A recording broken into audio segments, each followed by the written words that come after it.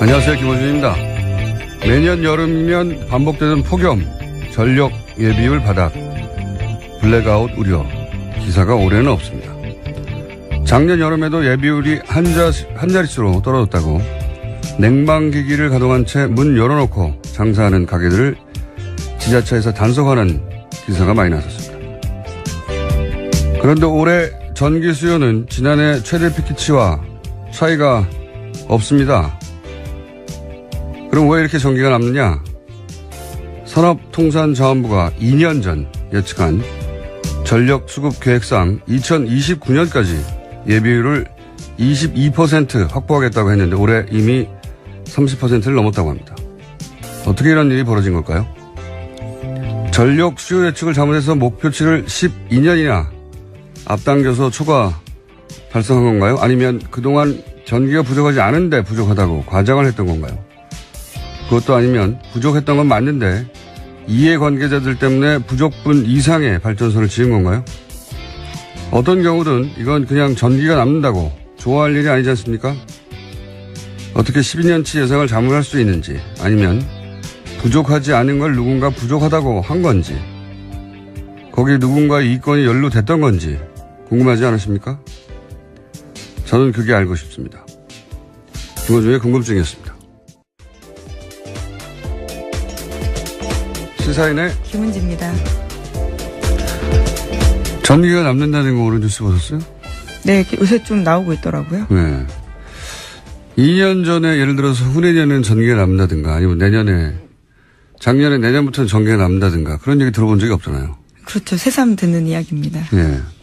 게다가 2년 전에 계획을 세웠는데 그때 2029년이 되어서야 22%의 전력 예비율을 갖추겠다.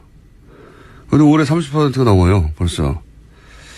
불과 2년 전에 예측한 건데, 이 예측이 어떻게 12년에 틀릴 수가 있는지, 예. 갑자기 전기 피크 전력량, 그러니까 여름 더울 때면 최대치 전력 예비율 한 자릿수 떨어졌다. 좀만 더 하면 블랙아웃 된다. 그래서 문 열어놓고 장사하는 가게도 막 단속하고. 이게 작년까지만 그래서 작년. 정확하게 1년 전에.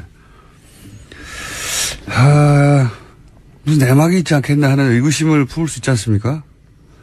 사정은 잘 모르겠는데, 그동안 전기가 모자라지 않았는데, 최대 피크치를 가지고, 피크치라는 건 그 한 해에 전기 사용량이 최대로 올랐을 때잖아요. 그렇죠. 네. 그것만 가지고 일종의 이제, 대국민 협박에 가깝죠. 전기가 부족하다고. 제 기억으로는 뭐 10몇 년 이상 계속 들어왔던 것 같아요, 여름마다. 그래서 발전소를 필요 이상 지은 건 아닌지 확인해 볼 필요가 있다. 네. 지금 발전소가 많이 지어졌다는 거거든요. 올해 기준으로. 많이 지어졌다는 건 올해부터 가동이 들어갔다는 거죠. 그거 2년 전에 몰랐을 리 없지 않습니까? 그렇죠. 아주 긴 계획을 가지고 세우니까요. 네. 국가에너지 수급 대책은요. 발전소 짓는 건 굉장히 큰 비즈니스이기 때문에. 네. 그리고 SK나 GS 같은 이 대기업에서 민자발전소가 있어요. 이거 잘 모르시는데. 근데 이 민자발전소가 한전이 전기가 모자라면 민자발전소에서 사오거든요. 근데 이명박 시절에 민자발전소가 엄청나게 큰 성장을 했어요, 그때. 그 전까지만 해도 뭐 몇백억 단위의 이익이었는데, 이명박 시절에, 수천억 단위로 거의 10배 가까이 성장했거든요. 전기가 부족하면 민자발전소에서 더 비싸게 사요. 그런 것과도 관련이 있는 건지, 무관한 건지, 이거 한번 체크를 해보고 싶습니다. 저희가 조만간 한번 따로 전문가들 모시는 걸 하고. 이상하잖아요. 네, 이상합니다, 저는. 이게 이제 발전소를 지으면 몇 년씩 짓는 건데요. 예, 2년 전 계획에 2029년에 될 거라고 한 게, 예, 정권 바뀌자마자 돼버렸어요. 이상합니다, 저는. 자, 첫 번째 뉴스는 뭡니까? 네, 계속해서 이재용 삼성전자 부회장 재판 소식 전해드리고 있었습니다. 어제는 구형이 있었는데요. 특검은 이재용 삼성전자 부회장에 대해서 징역 12년을 구형했습니다. 어제 재판에는 박영수 특별검사가 직접 출석하기도 했는데 구형의 이유를 이야기했습니다. 이 사건은 전형적인 정경유착에 따른 부패 범죄로 국민주권의 원칙과 경제민주화라는 헌법적 가치를 크게 훼손했다라고 지적했는데요. 따라서 이 부회장 등 피고인 등에 대해서 엄벌이 필요하다라고 밝혔습니다. 이게 이제 최동욱 전 검찰총장도 저희 방송에 나오셔서 그런 얘기를 한 적이 있는데 재벌 수사를 하다 보면 결정적인 그 동네 잡범처럼 범죄를 저지르지 않기 때문에 결정적인 증거는 언제나 없다. 그래서 등장한 게 포괄적 뇌물죄라는 거거든요. 예. 누군가가 뭐 CCTV가 있다든가 인증샷을 찍었다든가 아니면 뭐 문서로 돈 줬으면 돈 받았으면 영수증이 있다든가 그런 게 없단 말이죠. 계좌로 돈을 줄 리가 없죠. 뇌물 사건인데요. 그래서 포괄적 뇌물죄라는 개념이 나왔고 이 개념으로 기본적으로 재벌들이 여태 다수 처벌을 받았는데 이번에도 결정적인 증거는 없는 거예요. 사실을. 돈 줬는데 그 장면을 찍었다든가 돈 달라고 했는데 그 장면을 녹취했다든가 없죠. 하지만 돈이 간 사실은 모두가 인정하고 있습니다. 그 대가에 대한 문제이죠. 돈이 가긴 갔죠. 예. 네. 조진희 기자가 어제 미니 인터뷰하면서 12년에서 15년 예상한다고 했는데 12년 맞췄어요. 예. 준법조인이죠. 예. 준법조인. 재판장을 자주 들락거리다 보면 예. 자랑하겠네요. 다음에 인터뷰할 때. 자, 12년을 중형을 구형했는데 이건 이제 검찰이 구형을 했을 뿐이지. 예, 예. 특검 쪽 주장입니다. 그렇기 때문에 이제 재판부의 판단이 기다려지는데요. 그렇죠. 25일에 있습니다. 2시 반 선고 잡혀 있습니다. 24, 25일 정도 예상했었는데 맞잖아요. 네, 재판을 많이 갔다 보면 법정이 됩니다. 네. 근데 무죄가 나올 수도 있는 거고요, 사실. 12년을 구형했다고 해서 그 뭐 최소한 절반 6년은 나오지 않을까? 그거 그렇게 생각하실 수도 있는데 그건 전혀 아닙니다. 무죄가 나올 수도 있고. 혐의 5가지인데요. 거기에 대해서 증빙이 부족하다라고 생각하면요. 무죄가 나올 수도 있는 그렇죠. 상황이긴 합니다. 그다음에 이제 약한 예를 들어서 2년, 3년 하고 집행유예. 이미 뭐 5개월 이상 6개월 가까이 살았다. 이거 참작해 주거든요. 집행유예도 가능하고. 뭐 요즘 전망은 사실 의미가 없고. 자, 25일이면 결정이 되겠죠. 자, 그리고 이제 최후 진술을 하게 되죠. 네, 어제 이재용 부회장 같은 경우에는 체기 진술했는데요. 모든 게 자신의 탓이라면서 공소 사실은 이해할 수 없다, 억울하다 이렇게 이야기했는데요. 또 진술 도중에 아버지 이건희 회장 등을 언급하면서 몇 차례 울먹이기도 했습니다. 그렇군요. 갑자기 이건희 회장 건강이 궁금하네요. 예. 삼성 측에서는 항상 의식이 또렷하고 문제없다고 예, 몇 년간 얘기했는데. 최근에 심지어 휠체어를 탄다라는 보도도 있었습니다. 삼성발 뉴스였는데요. 그러니까요. 참 궁금해하는데. 예. 자, 어쨌든 이렇게 눈물을 흘렸다고 하고 그러자 방청객 쪽에서 뭐 응원의 목소리도 나왔다고. 네, 힘내세요라면서 응원하다가요. 원래 방청석에서 그런 말 하면 안 되거든요. 그래서 퇴정당했습니다.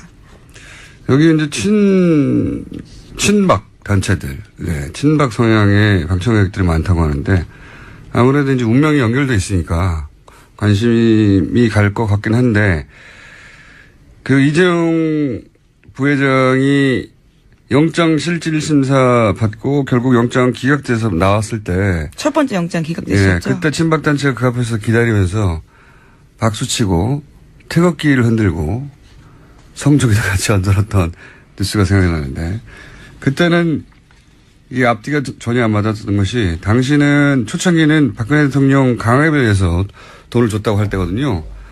근데 어떻게 친박단체 가서 거기서 성적이를 흔든 앞뒤가 전혀 안 맞는데 누가 시킨 거라고 생각할 수밖에 없는 거죠. 예. 당시 정황으로는 박근혜 전 대통령의 지지자들이 이재용 부회장을 응원해서는 안 되는 거였어요. 그렇죠. 강요당했다라는 취지라면요. 예. 그런데 응원을 했었고, 보수단체를 삼성이 지원했기 때문이냐, 뭐 그렇게 간단하게 생각할 일은 아닌 것 같고. 누가 그 일을 시켰을까요? 궁금합니다. 어쨌든 그 친박단체와 같은 소속의 지지자인지는 모르겠으나, 역시 친박 지지자들이 이런 이재용 부회장의 방청에는 항상 등장한다. 예. 네, 어제 재판 시작 전에도요, 박영수 특검 들어갈 때 소리 지르고 했었습니다. 당시 물 던지면서 5대를 멸해야 한다. 똑바로 안 하냐. 이런 식으로 난동을 피웠습니다. 알겠습니다. 그런 뉴스가 있고요. 자, 다음 뉴스는요. 네, 국정원 적폐청산 TF도 계속해서 말씀드리고 있는데요. 관련 소식도 전해드리겠습니다. 원세훈 전 국정원장 시절에 국정원의 사이버 외곽팀이 민간인 3,500명으로 구성됐다라는 거 전해드린 바 있는데요. 국정원은 2009년부터 댓글 작업 아르바이트생 모집했었습니다. 그런데 국정원 적폐청산 TF 조사를 해보니까 당시 국정원이 이들에 대해서 신원조회까지 했다라는 겁니다. 보수 성향을 갖고 있는지 소속과 경력, 각종 금융정보, 가족들까지 치밀하게 조사했다라는 건데요. 적폐청산 TF에 따르면 국정원은 이 정보를 토대로 약점을 틀어지고 내부 고발 등 사전에 이런 것들을 차단했다라는 겁니다. 이게 한편으로 이해가는 게 자국민을 상대로 심리전을 한 거잖아요. 예, 자국민을 상대로. 원래는 적을 상대로 했었어야 할 작업을 자국민을 뽑아서 자국민을 상대로 심리전을 하는 거니까 그 자국민 대상에 간첩을 뽑은 것과 마찬가지예요. 신원조사해야죠. 그쪽에서는 잘했다는 게 아니라 이렇게 했을 법하고 지금 이제 그 적폐청산 TF에서는 그랬다고 추정하는 거잖아요, 지금. 네, 계속 조사가 진행 중입니다. 네, 신원조사를 한 것까지는 사실 확인이 됐고 왜 했겠느냐. 네, 내부 고발자가 나오지 않도록 하기 위한 것이다. 이렇게 해석을 한 것이고. 예, 규모가 꽤 되는데 지금까지 안 알려졌던 이유에 대해서 계속해서 조사하고 있다라고 보입니다. 저 계속해서 이제 며칠 동안 댓글 부대 특정 종교와의 관련성 따져봐야 된다고 윤목사 케이스도 있고 이렇게 말씀드렸는데 좀 더 구체적으로 얘기하자면 보수 기독교 단체 혹은 보수 기독교단의 관련성을 조사할 필요가 반드시 있다라고 저는 생각하는 것이 뭐 윤목사 사건도 있지만 그보다 훨씬 앞서서 이 댓글 알바단이 존재한다고 제가 처음 언급한 게 2010년이에요. 2009년부터 모았다고 하는데 2010년입니다. 그때는 음모론이라고 두드려 맞았는데. 근데 그때 당시에 포탈에 달린 기사 댓글 작업 방식이 이랬거든요. 예를 들어서 뭐 한 아침 8시, 9시 정도 되면 출근 시간대죠. 그 시간대에 갑자기 정부의 비판적인 혹은 정부가 키워줘야 할 정부를 옹호하는 그런 기사가 올라오면 댓글이 한 10여 개가 갑자기 쭉 달리는데 그 댓글의 추천수가 높으면 이렇게 상단에 올라가죠. 예. 상단에 노출되잖아요. 삽시간에 500개, 1000개씩 올라갑니다. 짧은 시간 내에.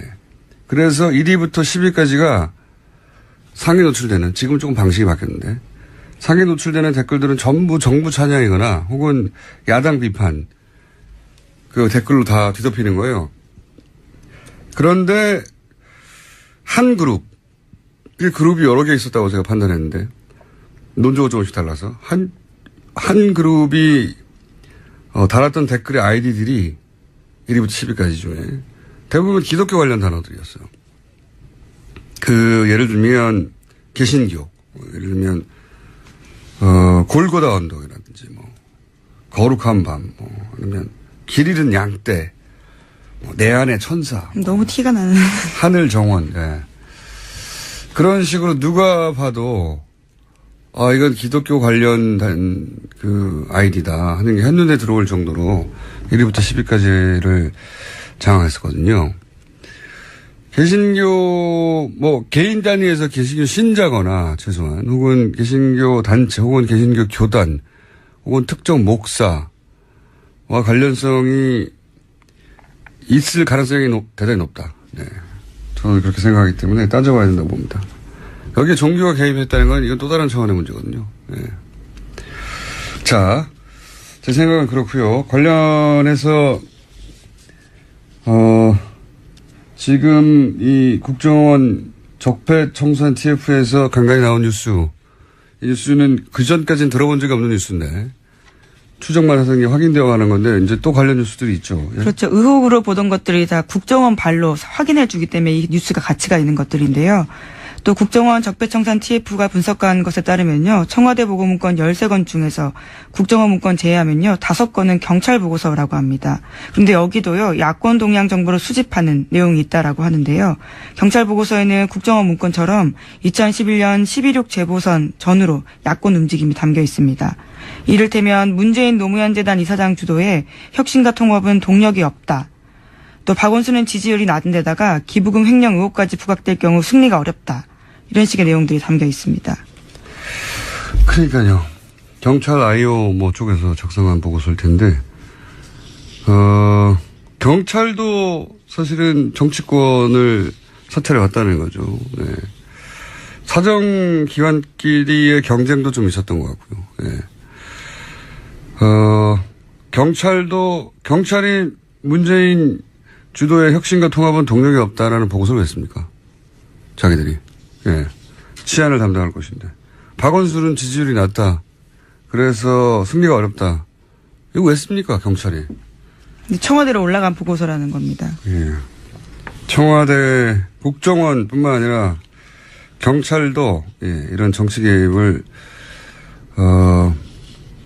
사실상 항상 해왔다는 거죠. 네, 정치적으로 중립을 지켜야 될 의무가 있는 기관들입니다. 이건 이명박 정부 때 얘기거든요. 예. 이명박 정부 이후 박근혜 정부 때는 하지 않았는가. 그 얘기는 지금 나오지가 않습니다. 왜냐하면 국정원 청산, 적폐청산 TF가 그 시절부터 훑고 있거든요. 네, 현재는 이명박 정부에 집중되어 있습니다. 자, 관련 뉴스가 또 있나요? 네, 또 오늘 아침 경향신문 보도에 따르면요. 국군 사이버 사령부에 관련된 뉴스도 있습니다. 군 사이버 사령부가 민간 보안 업체로부터 수억 원대 라이선스 이용료를 주고 사이버 위협 및 보안 정보를 샀다라는 건데요. 원래는 여기서 조기의 위협 정보를 인지하고 민간에 전파해야 되는데 거꾸로 됐다라는 거죠. 그런 것들은 2012년 대선과 총선 때 정치 댓글 다는데 주력하다 보니까 본연의 기능을 못했다라는 겁니다. 경찰뿐만 아니라 이제 이게 국정원에 가려서 그렇지. 사이버 사령부라는 게 이제 적국에 뭐 군사적 해킹이라든가 뭐 이걸 막으라고 하는 것인데 이 사이버 사령부도 역시 자국민을 상대로 댓글 공작을 했다는 거 아닙니까? 이게 말이 돼요? 아 정말. 네, 심지어 관련해서는 이미 유죄가 난 사이버 사령부 단장도 있습니다. 그래서 그때 댓글 작성하느라고 IT 전문가가 아니라 일반 군무원을 뽑아가지고 이런 정보를 취합할 만한 능력이 사이버 사령부에 없다는 거 아닙니까? 그래서 민간에 돈 주고 샀다는 거죠. 그럴 거면 사이버 사령부가 왜 있어요? 예. 이게 더 웃긴 것은 이런 게 밝혀지고 나서 군 사이버 사령부잖아요. 군 사이버 사령부가 실제 직원들 상당수가 댓글 작업을 위해서 뽑혔기 때문에 IT 전문가 아니어서 사이버 전문성이 없다. 그리고 이미 군이 정치에 개입한 정도가 아니라 아예 댓글도 달아버린 거잖아요. 공작을 한 거 아닙니까? 똑같은 국정원과 사이즈만 작을 뿐 똑같은 일을 한 건데 그러면 이 조직을 근본부터 해체 수준으로 개혁해야 마땅할 것 같지 않습니까? 당연히 그래야 되죠. 누가 생각해도. 그런데 그냥 다 남아있어요. 다 남아있고 그때 당시 군 사이버 사령부 댓글 요원이 뭐 200명 정도가 있다. 뭐 정확한 수치인지는 모르겠지만 그때 밝혀진 바에 의하면 더 많을 것 같긴 한데 여하간 이분들 그대로 있고 예, 다 그대로 있습니다. 처벌이 없는 거예요. 이런 짓을 했는데. 수뇌부 몇 명만 겨우 처벌받고 있는 중입니다. 아직 확정되지도 않았고요. 그렇죠. 그것도 예. 간신히 예. 아주 간신히 모든 기관이 동원된 거죠. 모든 기관이. 심지어 당시에 국방부 장관이 김관진 장관이었는데요. 아예 보고받지 않았다라는 이유로 빠져나갔었습니다. 최고위였는데요. 그렇죠. 네. 군도 국방부 장관도 모르는 일을 막 하는 거죠. 그 주장에 의하면 자기들끼리 막 군 사령부에서 댓글 달고 국방부 모르고 경찰도 막 사찰하고 모르고 국정원도 막 댓글 달고 몇천 명씩 근데 모르고 이 말이 됩니까? 모른다는 게 그런 일이 벌어졌었어요. 예.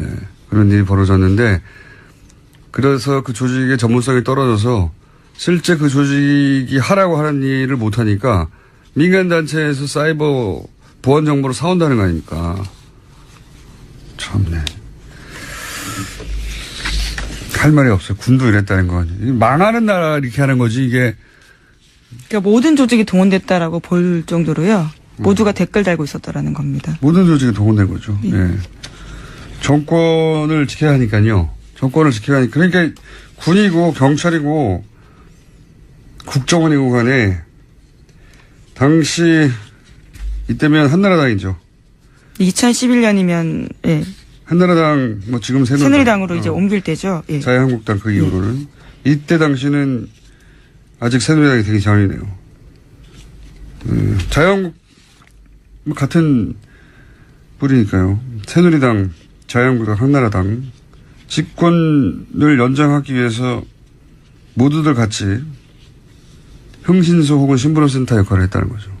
그리고 관련해서 처벌받은 자는 거의 없다. 이거는 국가에 대한 반영이거든요. 제가 보기엔. 이건 다 처벌해야 된다고 봅니다. 시간이 아무리 지나도. 그래야 다시는 안 그러죠. 자, 벌써 댓글 얘기하다 보니까 시간이 다 가버렸네요. 너무 어마어마한 수준으로 벌어졌기 때문에. 예, 그렇죠. 예. 이 뉴스가 사실은 포탈을 다 뒤엎어야 된다고 봅니다. 저는. 정치 관련 뉴스는 최소한. 근데 이 뉴스도 그렇게 많지 않아요. 그래서 저희가 따로 짚어서 좀 세밀하게 다루고 있습니다. 뉴스 제목 하나 정도, 예.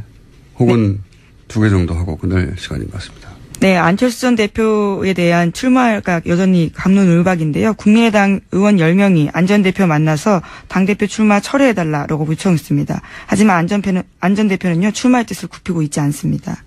정계 은퇴하라는 거냐, 뭐 이렇게 반발했다는 보도를 그렇죠. 봤는데, 그 내심의 일부가 드러난 워딩인 것 같기도 해요. 왜냐하면 출마하지 않고 있으면 정계 은퇴 수순을 밟을 거란 그런 두려움이 있었던 건가? 왜냐하면 당대표 한번 출마 안 한다고 해서 정계 은퇴한 사람은 없습니다. 근데 출마하지 말랬더니 정계 은퇴하라는 거냐라고 대받았다는 거는 그런 두려움이 있는 건가? 예, 하는 생각이 들고, 사실 지금 이렇게 벌어지는 일들은, 통상적인, 과정이라면 3년 후 총선 전에 그리고 대선이 한 1, 2년 정도 남았을 때 벌어진 일들이거든요. 그때 당권을 누가 잡느냐. 근데 지금 이건 대선 끝나고 아직 3개월밖에 안 됐는데 이게 벌어졌다는 데 대해서 사람들이 이제 왜 그러는 걸까 다들 궁금해하는 거고 말린 사람이 많은 거죠. 예. 여전히 저는 이해가 안 가고 있습니다. 공포의 정체가 뭘지. 자, 제목 정도 읽고 끝내겠습니다. 네, 갑질 논란이 있던 박찬주 사령관의 부인이 어제 검찰에 출석했습니다. 나와서요, 공감병들을 아들처럼 생각해서 그렇게 했다라고 해명했습니다.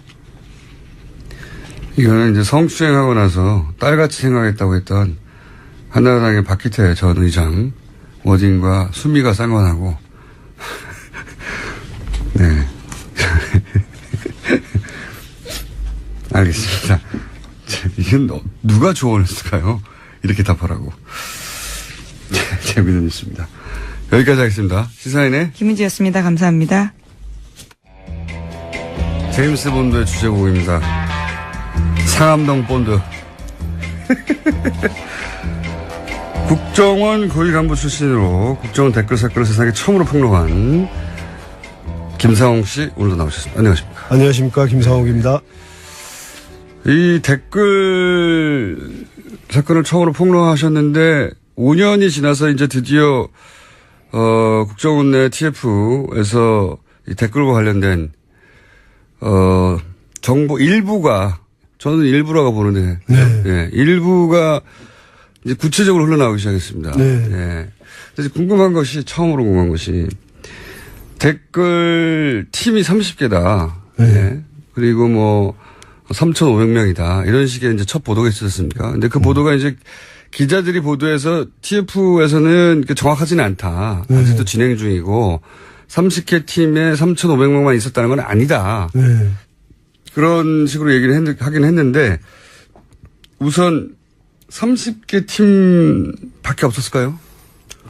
훨씬 더 있었다고 보여져요. 그러니까 지금 국정원에서 발표한 것은 30개 팀에 3,500개 아이디 그러니까 3,500명이 아니고 3,500개 아이디. 정확하게 말하면 아이디입니까? 예. 근데 이제 30개 팀은 이제 고구마 줄기가 이제 모습을 드러냈다. 네. 그래서 저는 국정원에서 특수활동비로 쓸 수 있는 돈이 약 4,900억 정도로 알려져 있는데 4,900억이요. 뭐 1년에 30억쯤을 쓴 걸로 보인다. 이렇게 그런데 지금 보도되긴 했어요. 예, 너무 근데 적다 이거밖에 예. 안 썼을까. 그러니까요. 국가적 사안이었는데 거의. 그렇죠. 예.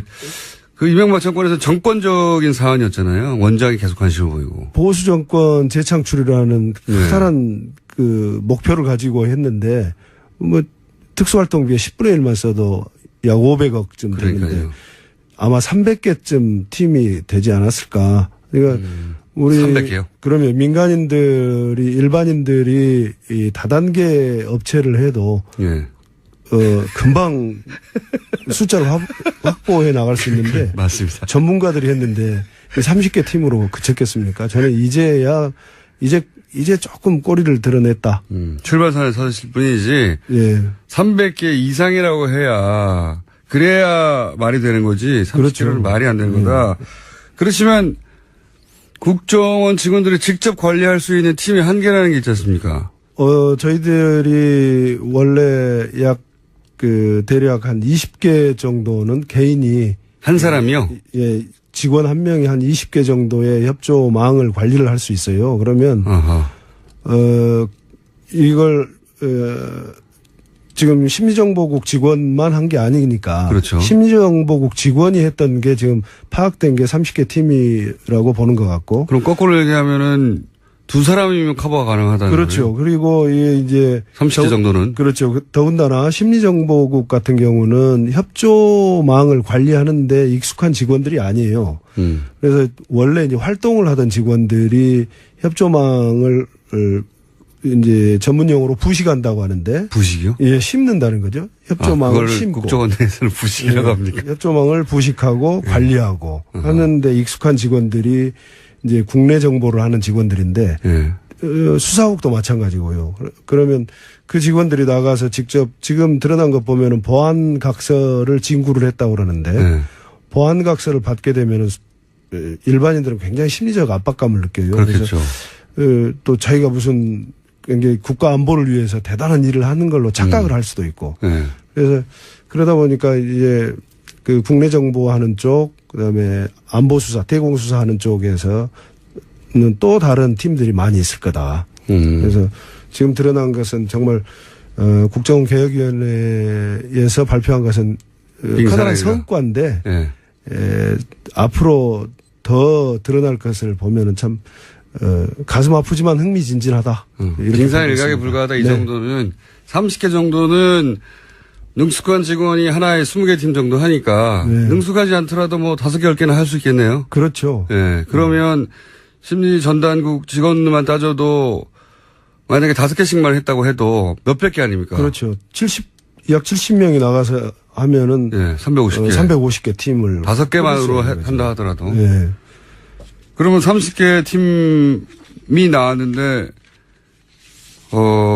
이거는 뭐 10분의 1도 안 되는 거라고 봐도 되겠군요. 그렇죠.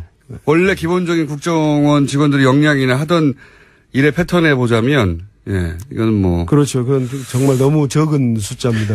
3,500개 하니까 굉장히 커 보이고 그동안에 없던 얘기라서 그러니까요. 많아 보이는데, 예. 국정원의 역량이나 그다음에 온라인상에 떠도는 내용들을 보면은 과연 3,500개 아이디쯤으로 했을까? 10분의 1도 네. 안 된다고 보십니다. 예. 그리고 국정원 활동비가 지금 한 달에 2억 5천 썼다고 하는데 예.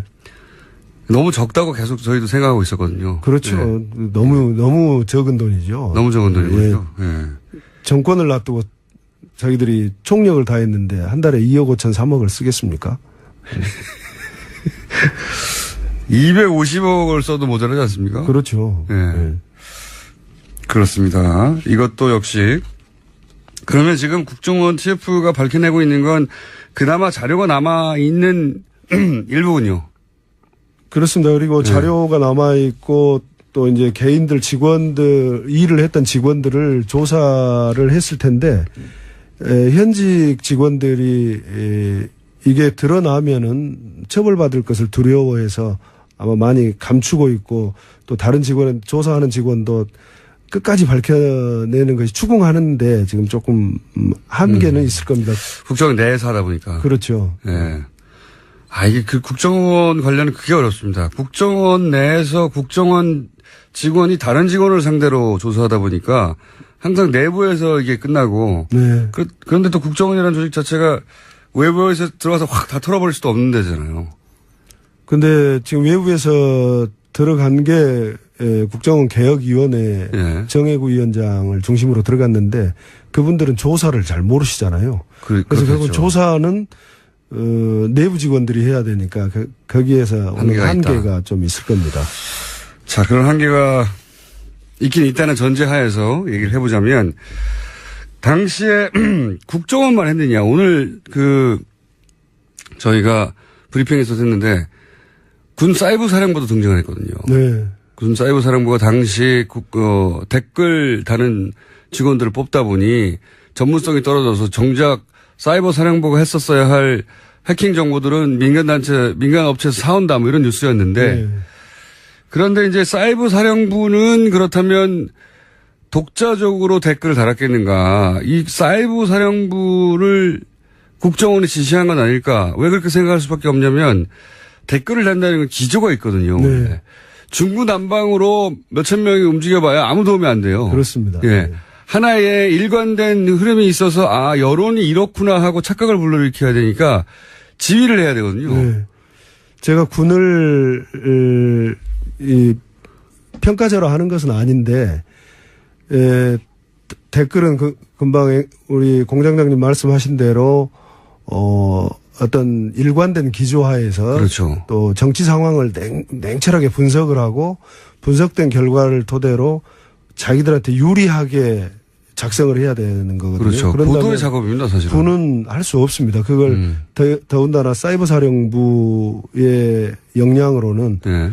단순한 기술 역량이지 거기서 정보를 분석해서 한다는 것은 말이 되지도 않고 또 통일돼서 나가야 되거든요. 그렇죠. 컨트롤 타워는 하나여야 된다. 그래서 국정원이 밖에 나와 있는 구중궁궐 청와대를 제외하고 밖에 나와 있는 컨트롤 타워 역할을 했을 거다. 그래서 군 사이버 사령부도 국정원의 지휘를 받으면서 댓글에 관여했을 거로 봅니다. 독자적으로 활동한 게 아니라 그렇죠. 뭐 지금 말씀하신 이유로 그러니까 정치 분석을 해야 되니까 도대체 정치권에서 무슨 일이 어떻게 돌아가는지 내밀한 사정을 알아야 되잖아요. 네. 네. 그 사정을 기반으로 해서 요 사안 요런 댓글로 가자라고 기조를 정해야 되는데 그거는 양쪽에서 정할 수는 없는 일이니까 네.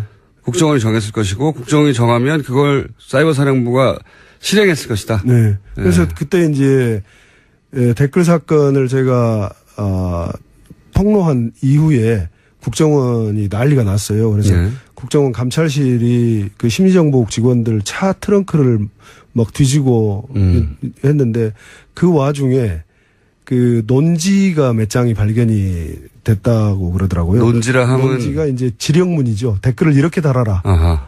그 지령문을 직원들이 가지고 가서 이제 소위 PC방이니 무슨 미사리니 오피스텔이니 가서 다 하는 건데 그게 이제 오늘의 논지가 매일매일 다르게 나간 거예요.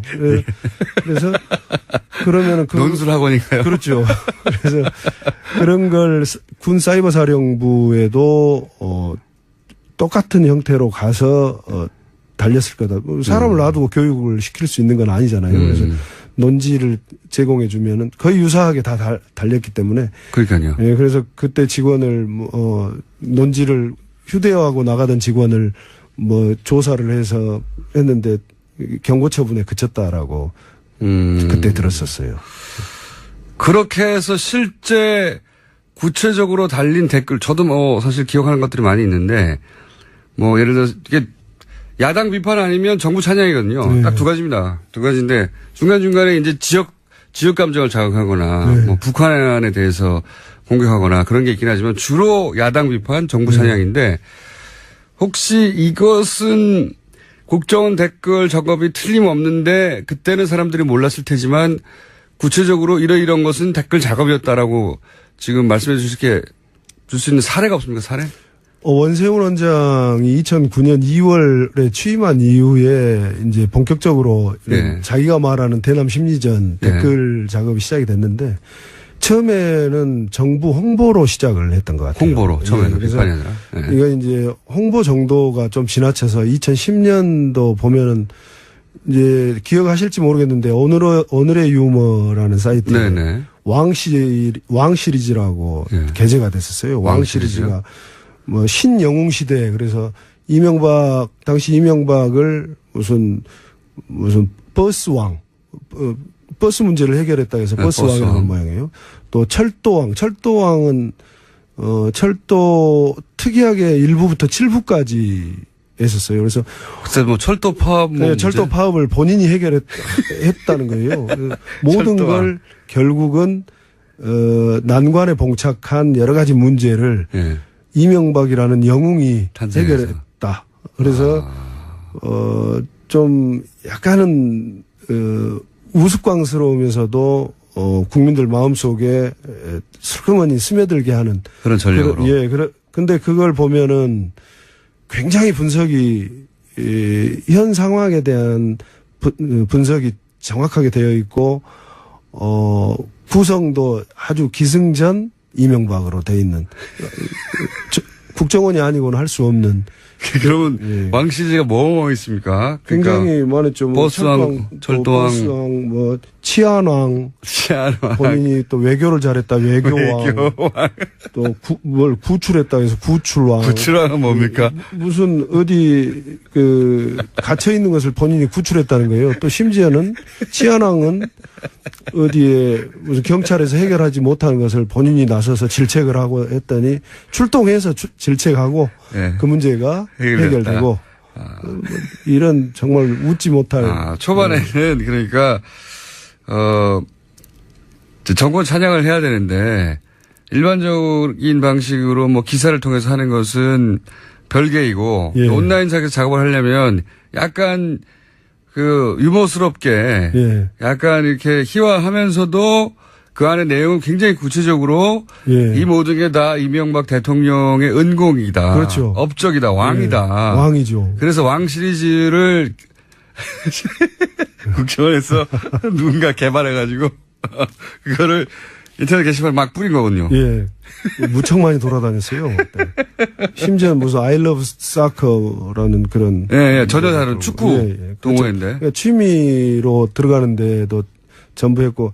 이게 정치 커뮤니티에만 돌아다니는 게 아니라는 거죠. 그렇죠. 예, 전방위로 다. 예.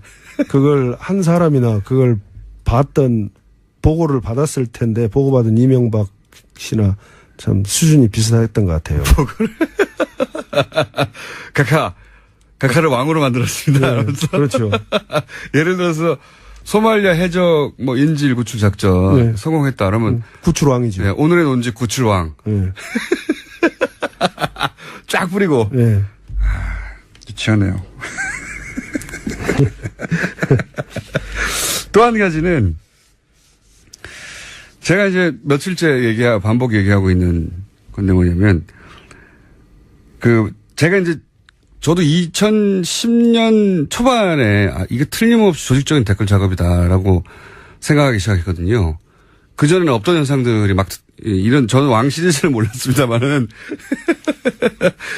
지나치게 적극적으로 물론 이명박 정권을 응원하는 사람들도 있었고 비판하는 사람도 있었지만 응원하는 사람들이 이렇게까지 조직적으로 대규모로 갑자기 등장했다는 게 이상했고 이상했을 뿐만 아니라 댓글을 대는 양태도 예를 들면 제가 이제 그때부터 이건 보수 기독교 교단이나 혹은 조금 더 작은 단위에서 특정 교회나 혹은 그런 개입이 있지 않고서는 이런 일이 있을 수 없다고 생각했던 게 예를 들면 아이디들이 다 원래 이제 아이디를 많이 만들다 보면 단어에 한계가 오잖아요. 그러다 보니까 자기가 익숙한 단어로 만들 수밖에 없거든요. 어느 시점 가면.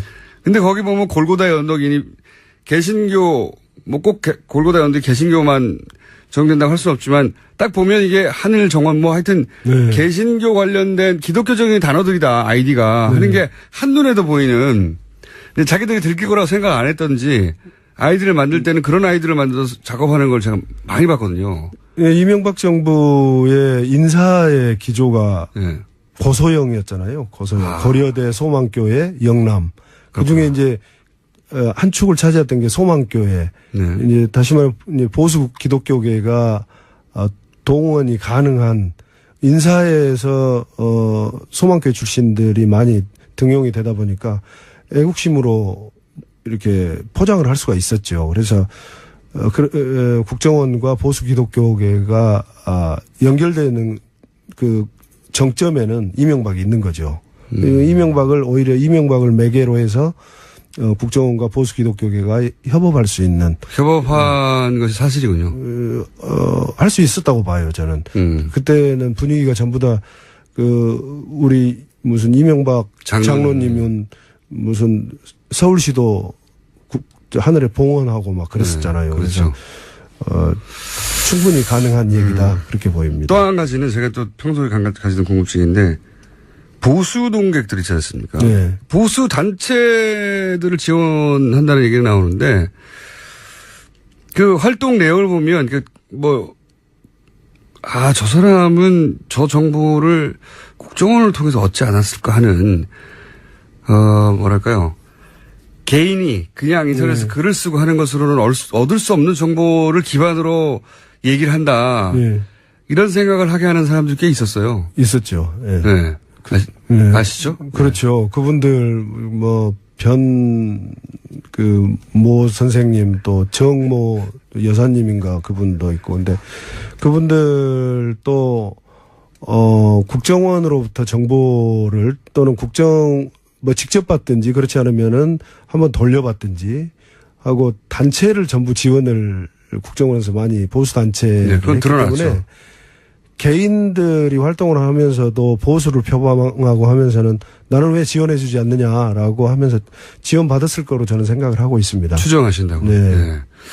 이 대목에 대해서는 저희가 반론권을 보장합니다. 예. 그렇게 추정하신다. 그러니까 네. 굳이 딱 누굴 집어서 말하지 않더라도 흔히 이제 보수 농객으로 알려진 분들 중에 네. 트위터 중에 활동하는 분도 많죠. 그분들도 측면 지원이나 네, 그런 지원 받았을 가능성이 있다고 보시는 거예요. 충분히 개연성이 있다고 봅니다. 저는. 만약에 이 댓글 부대가 이명박 정부에서 이렇게 돌아갔다면 만약에가 아니라 돌아갔죠. 박근혜 정부로 이어졌을까요? 이어졌죠. 이어졌습니까? 온라인상에 인프라가 다 깔려 있는데 네. 그걸 정보기관이 더군다나 자칭 애국심으로 똘똘 뭉쳤던 남재준 원장이 포기했겠습니까? 그리고 댓글은 똑같은 형태로 똑같은 논조로 보다 더 강화된 형태로 온라인상에 달려 있었잖아요. 그렇죠. 예, 네. 그러면 그 인프라가 그대로 작동을 했다고 봐야죠. 근데 심리 전단, 그러니까 국정원 내부에서 이런 일을 했다가 크게 되었으니까 국정원이 방식을 바꾸지 않았을까요? 방식은 이제 내부에서 주도하는 형태보다는 그때 좀 시끄럽게 됐으니까 네. 심리정보국이 직접 움직이기보다는 외부로 외주. 지금 드러난 그 30개 팀, 네. 3,500개 아이디 이런 식으로 철저하게 외주가 있었어요. 외부로 용역을 조사하는 형태를 띄었을 것 같아요. 저도 그렇게 추정하고 있는데. 자, 댓글 부대 관련해서는, 이것만 하다가 벌써 시간이 다 나가서 1분밖에 안 남았네요. 원래는 오늘 이 얘기를 하고 나서 이제 원세훈 국정원장이 취임한 후에 첫 작품이 논두렁시계 사건이라고. 예. 기억하시죠?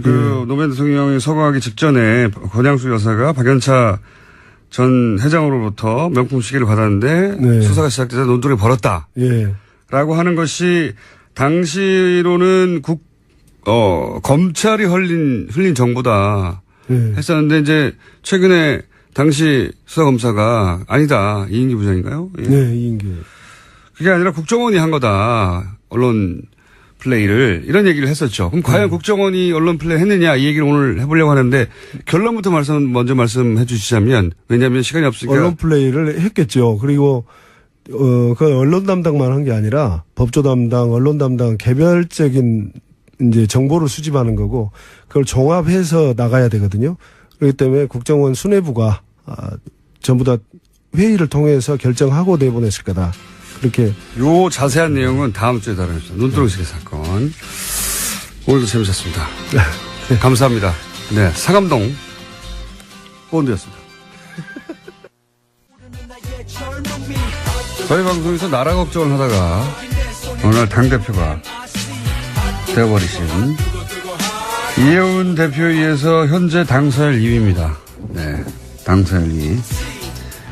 뉴스공장의 고정 멤버가 되었습니다. 지난번 테스트를 거쳐서 네, 경쟁자가 있었는데 다른 요인으로 탈락을 하셨고 핫해. 네, 코드 제목이 핫해입니다. 핫해. 네, 핫해. 너무 핫해입니다, 요즘. 핫해. 너무 핫하다는 거죠. 핫해. 예. 바른정당의 하태경 최고위원 나오셨습니다. 안녕하십니까. 예, 반갑습니다. 하태경입니다. 의원님만 나오시면 저희가 기본 욕이 한 100개 이상씩 쏟아지거든요. 예, 욕 들으러 나옵니다. 욕 들으면서 하고 싶은 이야기 하러 나옵니다. 오늘도 기대해 주십시오. 자, 저희가 이 욕 문자가 많이 안 나오면은 이 코너를 없애버릴 생각입니다. 칭찬 문자가. 네. 칭찬이 나오기 시작하면, 이 코너를 없앨 때가 됐구나. 이렇게 생각하고. 알겠습니다. 없애버릴. 칭찬받는 그날까지. 알겠습니다. 자, 지난 한 주간 바른정당에 특히 하태경 최고위원의 눈으로 바라본 전국 짚어보는 시간인데, 지난 한 주간 아무래도 가장 핫했던 거는 이제 핫했던 것은 안철수 전 대표가 당권 도전에 나선 거지 않습니까? 예. 이 당권 도전 이유가 뭘까에 대해서 의견이 분분합니다. 사실 굉장히. 어떻게 보세요? 근데 이제 저도 정치를 오래 하진 않았지만 네. 정치판이 이럴 수도 있구나. 지금 바른정당이 상대적으로 태평성대 같아요. 마이크를 여보세요? 귀에 대시면 예, 안녕하세요. 하태경입니다. 지금 마이크를 귀에다 대고 말씀하시는데. 그러니까 네. 바른정당이 거의 야권을 평정한 느낌이에요, 제가. 어떤 의미에서요? 원래 바른정당이 최고 위기 정당이고 20명밖에 안 되고 한 명만 나가면 지금 끝나는 이런 정당인데 홍준표 한국당 대표. 가만히 있어도 그냥 약간 엽기적으로 일배당 비슷하게 엽기적으로 극우 정당으로 가버리고 다시 박근혜 탄핵 잘못했다 이런 이야기 내부에서 나오고 일배 열심히 하시라 혁신의 방향이 거의 6개월 전으로 돌아간 모습입니다. 너무 돌아갔어요. 너무. 거기는 거의 정권 재창출 포기한 그냥 그러니까 오른쪽의 정의당 이런 노선을 가는 것 같아가지고 그냥 저희들은 고마워요. 고맙다. 그렇게 계속 가시라. 근데 좀 잘 됐으면 좋겠다. 그러니까 우리로 보면 어떻게 보면 우당이에요, 국민의당이. 그러니까 국민의당이. 친구 우자, 버주자 우당인데. 그게 연대 가능성이 있다는 얘기가. 지금은 우려스러운 걱정 우자 우당이 돼가지고 지금 상당히 지금 국당이 연대를 말하기 전에 소멸할 수도 있지 않을까. 당대표 출마한 이유가 소멸할까봐서 나왔다고 하는데 오히려 당대표 출마가 소멸의 길로 가는 길이 아니냐 이렇게 보신다는 거예요? 안철수 대표 입장에서는 피해의식이 큰 것 같아요. 그러니까 자기가 안 나오면 이게 민주당 투항파한테 팩트는 모르겠어요. 예를 들어 천정배, 정동영 두 분이 이제 대표적으로 나오셨는데 그 두 분 중에 누군가가 되더라도 민주당으로 흡수 통합될 것이다. 나중에 지방선거 전후로 해서. 그렇죠. 이런 우려가 상당히 강한 것 같아요. 근데 여기에 맞설 만한 사람이 없다. 아무도 없다. 그러니까 이제 본인도 알아요. 독배를 마신다. 하지만 청명해 주거나 한식해 주거나 내가 안 나와도 죽는 건데. 그러니까 이제 안철수 대표 심리를 제가 읽어본 거예요. 그렇게 안철수 대표가 제가 인간적으로 나쁜 사람이라고 생각은 안 해요. 단 정치적으로 순진하다.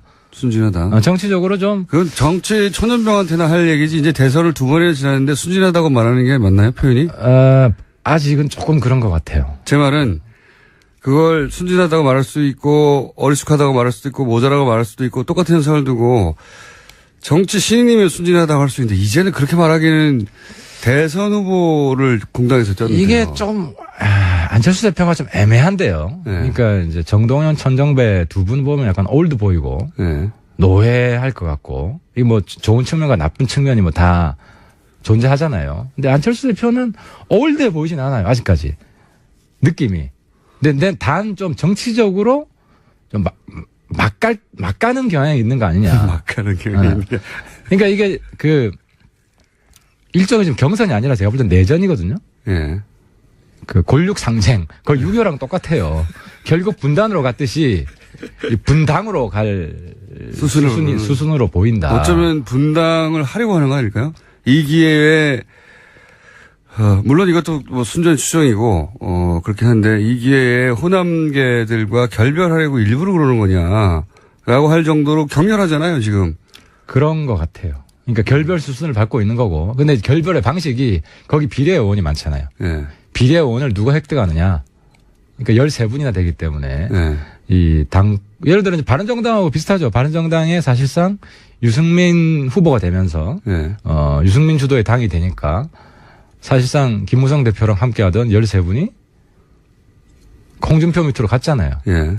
이제 그거랑 비슷하게 만약에 안철수 당대표가 되면 여기 같이 못하겠다고 하는 분들이 떠날 가능성도 있고 아니면 뭐 그 반대 가능성. 반대 가능성이 반한 계통의 누군가가 당대표가 되면 안철수 계통에 있는 사람들이 뭐 다시 뭐 소위 요즘 뭐 극중주의 네. 뭐 이런 깃발을 들고 국정주의 저기 좌파랑 같이 못하겠다. 네. 뭐 그럴 가능성도 있어 보이는 거죠. 그러니까 당을 추스린다고 하는 것의 의미가 본인이 당을 확실히 장악하고 그리고 호남계가 장악해서 혹시 자신의 입지가 줄어들까 봐 출마해서 그쪽 완전히 제압하거나 혹은 뭐 분당하더라도 할 수 없다. 이 정도 결심으로 나왔을 것이다. 그렇다고 봅니다. 저는 완전히 이번 판에 어쨌든 민주당으로 흡수되는 건 맞겠다. 이런 나름대로의, 왜냐면은 자기가 만든 당이잖아요. 그러니까 예를 들어 자기가 만든 회사가 있었잖아요. 그 회사에서 자기 지분이 다 그러니까 회사는 주식 지분이라도 있는데 이건 그런 것도 없잖아요. 그러니까 자기는 완전히 팽되고 자기가 만든 당은 사라지고 뭐 이렇게 되면은 사실상 자기는 정치계에서 퇴출된다. 그러니까 은퇴가 아니라 퇴출하는 건 될 수도 있다라는 위기의식 때문에 나온 것 같아요. 그런데 이게 해법입니까, 그럼? 베스트 해법은 아니에요. 제가 만약에 뭐 이렇게 조언을 할 수 있다면 지금 공멸이거든요. 조언을 할 수 없죠. 안철수 대표가 제가 하는 이야기 비슷한 워딩을 해요. 제가 깜짝 놀랐어요. 그러니까 의원님이 먼저 한 이야기인데 나중에 따라하더라. 똑같은 워딩을 해요. 우연이겠죠. 저도 우연이라고 보는데 어떤 워딩을 따라했냐면은 제가 이런 이야기 했어요. 뭐 자꾸 연대 이야기를 하니까 저기는 생존이 급한데 어떻게 연애 생각을 하겠느냐. 그 단어를 똑같이 이야기를 했어요. 제가 쓴 단어를. 시차가 얼마나 됩니까? 하루 뒤에. 어제. 기사를 보고 했을 가능성이 있네요. 뭐 그럴 수 있죠. 참모가 뭐 이 표현 괜찮다 싶어가지고. 근데 아무튼 제가 한 말씀 조언을 해드리면 이 공멸을 막는 방법은 손학규 추대다. 모두가 잊고 있던. 그렇죠. 모두가 잊고 있던. 왜냐하면 손학규 대표가 사실 국당에 나름대로 기여한 바가 커요. 재미없는 경선을 어느 정도 흥미를 불어넣어 주었고. 그죠? 그랬나요? 그 정도 했잖아요. 그리고 마지막 정치 인생을 국당에 쏟아부었거든요. 그래서 지금 타이밍에, 근데 모르겠어요. 정동영, 천정배 후보 쪽에서 자기한테도 불리하다. 안철수 대표가 당권을 잡으면 차라리 손학규 대표 체제가 자기들이 후위를 도모하는 데 유리하다. 그리고 안철수 당대표도 너무 욕을 들어먹으니까 손학규 대표가 잠시 좀 맡아주시라. 의원님 점점 얼굴이 다가오면서 마이크가 귀로 가고 있습니다. 사실. 왜 이렇게 저하고 얼굴 가까이 하시려고 하는 건지. 아니 근데 그러고 보니 손학규 대표가 어디 가시는지 모르겠네요. 이때쯤에 한마디쯤 하실 법도 한데. 손학규 대표도 점점 내분이 깊어지는 상황이 그렇게 싫지만은 않을 거예요. 본인의 존재감이 다시 지금 부상할 수 있는. 그렇지만 아무도 얘기 안 하고 있지 않습니까? 의원님을 제외하고는. 아마 내일부터 또 본인이 한번 했기 때문에 국당 분들이 호응해 주지 않을까. 그러면 동교동계는 뭐 출당 얘기까지 나왔었는데 물론 뭐 감정적인 표현이겠지만 그 정도 말까지 했는데 가만히 있기도 그렇잖아요. 동기동네가. 그분들은 원래 정치 굉장히 오래 하신 분들이잖아요. 예. 그래서 언제든 뭐 휴전할 수도 있고 타협할 수도 있고 원래는 그분들 탈당 이야기했잖아요. 예. 근데 탈당 딱 보니까 몇 명 안 하겠거든. 그러니까 거기서 또 꼬인 거예요. 그러니까 정치는 첫 마디가 굉장히 중요한데 첫 마디 탈당해놓고 그다음에 출당으로 바꿔버리니까 진정성도 떨어지고 이 당장 싸움 의지가 별로 없다. 이 가능성 어떻게 보십니까? 이것도 설입니다. 워낙 설들이 많고 안철수 대표가 대략 한 3년 후에 할 법한 행보를 지금 하는 거거든요. 말하자면. 네, 그렇죠. 예, 뭐 총선 직전에 이래놓으면 누구도 안철수 대표가 왜 나와 이러지는 않을 거예요. 근데 지금 3년 후가 아니라 대선 끝나고 3개월 만에 이런 일을 하니까 모두 다 이제 해설들을 내놓고 있죠. 각자 사설 해설들을 내놓고 있는데 김무성 대표 측과 나중에 나중이라는 게 뭔지 모르지만 연대하기 위해서 그러기 위해서 자기가 당권을 쥐고 있어야 된다. 뭐 이런 설들도 있어요. 들어보셨습니까? 그러니까 이제 설이 아니라 내가 깜짝 놀란 게 이제 저도 안철수 대표 극중주의가 뭐냐 궁금했는데 그 말을 하더라고요. 안보에서는 보수, 경제에서는 진보. 유승민 대표. 그러니까 이게 이제 바른정당이랑 같이 하고 싶다는 그런 메시지를 강력하게 던진 건 맞아요. 그건 저도 인정을 하는데 이제 우리 당 입장에서는 그럼 김무성 대표하고 관계를 푸는 것도 중요하죠. 김무성 대표가 지금은 많이 적당한 표현 안 들어오네요. 찌그러져 계시지 않습니까? 아니 우리 당은 그래도 이제 전통과 혁신이 잘 조화를 이루고 있기 때문에 김무성 대표도 그에 걸맞는 역할을 하실 거예요. 김무성 대표는 전통 쪽이 아무래도 이제 구정치와 신정치가 구정치의 장점이 많잖아요. 그래서 김무성 대표의 뭐 정무적 판단이나 지금은 힘이 많이 빠지셨죠. 지금 뭐 13분이 김무성 대표 내팽개치고 홍준표 밑으로 들어가는 바람에 스타일 많이 구기셨죠. 근데 같이 왜 안 가셨어요? 김무성 대표가 말렸죠. 아니, 그거 아니에요. 먼저 가 있으라 한 거 아닙니까? 그게 아니고. 좀 이따 갈게. 그 내막은 제가 잘 아는데. 그래요? 김무성 대표한테 반기를 들고 간 거죠. 반기를? 김무성 대표 입장에서 어떻게 갑니까? 거기에.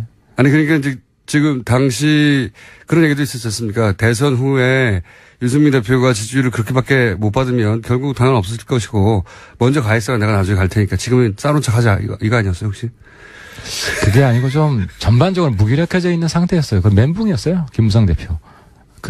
이제 총선 이후에 계속해서 김무성 대표가 선택했던 정치적 행보. 예를 들어 성공적이 하나도 없었죠, 사실. 그렇죠. 다 실패했어요. 예를 들어 질서 있는 퇴진. 안 되고 반기문. 특히 반기문. 안 되고. 그다음에 막판에는 그걸 했잖아요. 반박 반문 연대 단일화. 그래서 사실 안철수로 단일화. 였는데 그것도 안 되고 다 안 되고 그래서 이번에 당 대표 할 때도 이현 의원을 밀지는 않았잖아요. 김무성 대표하고 연대하는 것이 누구한테도 별 크게 도움은 안 됐다. 초반에는 정운천 후보를 밀었다고 하는 얘기도 있던데, 그죠? 김무성 대표 큰 역할 안 했어요. 솔직히 말씀드리면. 어쨌든 이혜훈 대표는 싫어하지 않습니까? 이혜훈 대표는 사실 대단한 분이죠. 이혜훈 대표가. 그러니까 김무성 전 대표가 이혜훈 대표를 싫어하지 않습니까? 이혜훈 대표가 이제 의원들 사이의 관계가 썩 좋지는 않았어요. 그래서 많이 우려를 했고 경선 과정 중에서도 그런 이야기를 많이 했는데 일단 당의 핵심은 넘버 1과 넘버 2가 화합이 잘 되면 잘 굴러가요 지금. 의원님만까지만 화합이 잘 되면? 나머지도 잘 되죠. 이제 넘버 3, 넘버 4 우리 지금 굉장히 화합이 잘 되고 있고. 넘버 2는 확실하고요? 확실하죠. 지금 해태남매라는 이야기가 괜히 나옵니까? 어쨌든 김무성 대표와 안철수 전 대표 두 분 다 전 대표가 손을 잡을 수도 있는 가능성에 대해서는 어떻게 보세요? 그런 썰들도 있는데. 이제 그 부분은 이미 1차 실험을 했어요. 주승용 대표가 대선 직후에 바른정당 합당 얘기를 했잖아요. 근데 이게 과거 YS나 DJ처럼 당을 완전히 장악한 대표가 아니면 그게 실현되기가 쉽지가 않아요. 당장 내부 반발에 부딪혀가지고 없던 일이 됐잖아요. 근데 안철수 다시 대표가 되더라도 51대 49 아니겠어요? 이제 그런 상황에서 자기가 압도적으로 당을 이끌 수 있겠는가? 그럼 다시 국민의당 화합 나가지 말라고 내부에 어느 정도 그 반대쪽 목소리를 들어줘야 되기 때문에 그 다음부터는 국당 안에서 연대의 목소리가 사라질 가능성이 많아요. 김무성 대표하고 최근 이런 얘기 안 해보셨죠? 김무성 대표님하고 뭐 안 해봐도 대충 뭐 김무성 대표님 생각이 저랑 뭐 비슷할 거예요. 지금 뭐 연대 이야기 해봐야 아무리 짜게도 쓸데없는 현 상황에서는. 그럼 왜 나왔을까요? 결국은 본인. 안철수. 좀 전에 이야기했잖아요. 국민의당 사면이 아니라 본인이 사면할까봐. 아, 그렇죠. 지금 국당이 민주당으로 통합되면 본인 퇴출해요, 정계. 강제 퇴출해요. 가장 불명예스러운 방식으로 정계에서 퇴출되는 방식을 막기 위해서 차라리 내가 능력이 안 돼서 이번에 뭐 당대표가 안 되면 본인 지금 굉장히 큰 정치적 승부수를 조기에 던진 거예요. 그거는 퇴출 아닙니까? 그건 더 큰 퇴출인 것 같은데요. 안 되면은 내가 능력이 안 돼서. 근데 이건 뭐 꽥소리 질러 보기도 전에 강제 퇴출 당할 수 있는 상황. 이런 상황이 굉장히 두려웠던 것 같아요. 꽥 소리를 지르기 위해서 나왔다.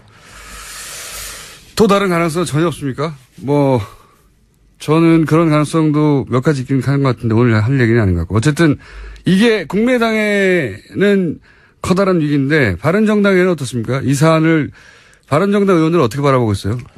좋네, 불구경. 바른정당 입장에서는 이제 가장 현실 가능한 시나리오가 국당이 공멸하고 그 중에 이제 바른정당 중심으로 흡수 통합하는 거죠.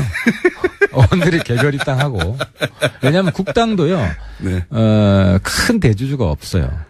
그런 셈이죠 지금. 예. 네. 안철수 후보 시절만큼의 지분을 발휘할 수가 없죠 절대. 안철수. 그렇죠. 안철수 개도 지금 몇 명 안 되잖아요. 네. 사실 뭐 정동영 개, 천정배 개라고 할 수는 없거든요. 천정배 개는 거의 없다시피 하고요. 그렇습니다. 네. 그래서 상당히 개별화될 가능성이 많고. 그랬을 때. 이삭줍기를 할 가능성이 왔다. 뭐, 바른정당하고 노선이 그렇게 크게 틀리지 않은. 분들이 있죠. 예, 네. 그런 분들은 뭐 우리 당과 함께 할 수 있죠. 그러면은, 바른정당 의원님들은 내심 잘 싸운다 깨져라 하고 있겠네요. 그거보다도, 예. 그거보다도 일단 뭐, 바른정당, 우리는 지금 한국당 지지율 더블 스코어 내는 게 목표예요. 네. 지금 한국당 뭐 1, 2% 차이 나는데, 뭐 여기에서 연말에 1% 차이 나는 거는 갤럽 조사 기준이죠. 갤럽 기준으로. 네.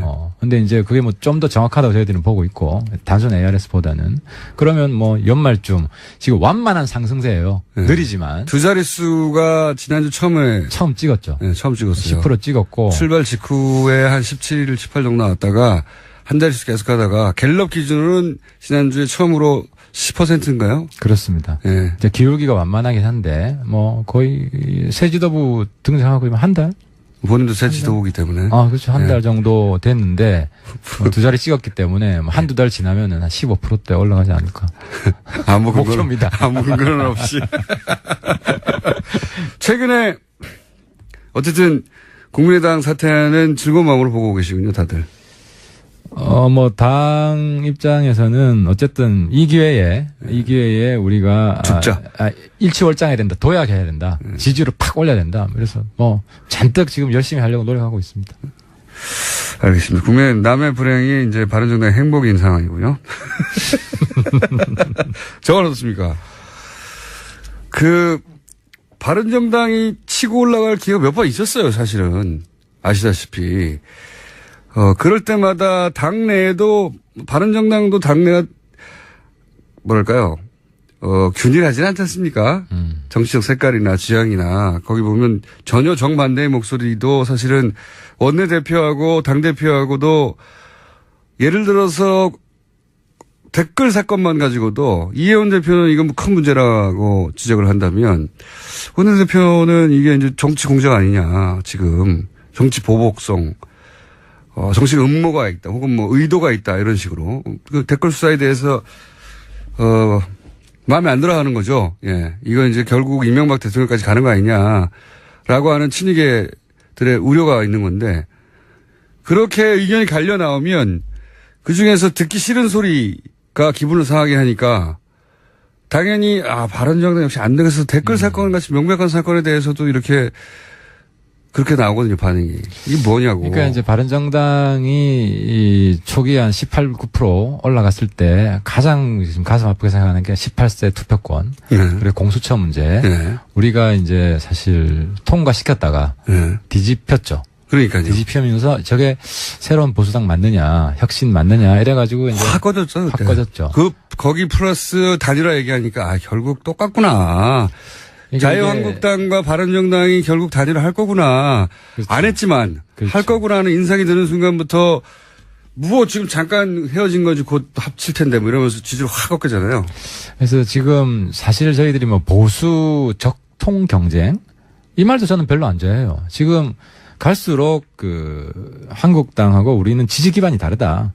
저쪽은 극으로 가는 것이고 네. 우리는 혁신 중도 보수로 가는 네. 지금 그런 방향이고. 근데 우리가 방향을 충분히 못 잡은 게 탄핵 직후만 해도 그러니까 탄핵에 찬성한 한국당이다 우리는. 네. 이런 의식이 의원들 사이에 강하게 있었어요. 그러니까 여러 이슈들에 대한 정책들은 네. 그렇게 다르지 않다 하는 경향이 있었고 아니다 이것도 우리가 근본적으로 재검토해서 새로운 노선 새로운 보수로 가야 된다. 이 두 흐름이 있었죠. 이 두 흐름이 있다가 그러니까 지금 이게 혁명적으로 힘들어요. 왜냐하면 기본적으로 의원들 의식도 이제 과거의 의식이 많이 지배하고 있기 때문에. 근데 이제 13분이 가고 그리고 이혜원 대표나 저나 사실 뭐 저는 거의 뭐라고 그러면 이방인 비슷하게 네. 새누리당 내에서 전문 용어는 왕따라고 하죠. 근데 이제 바른정당이 네. 저 같은 왕따도 성공할 수 있다.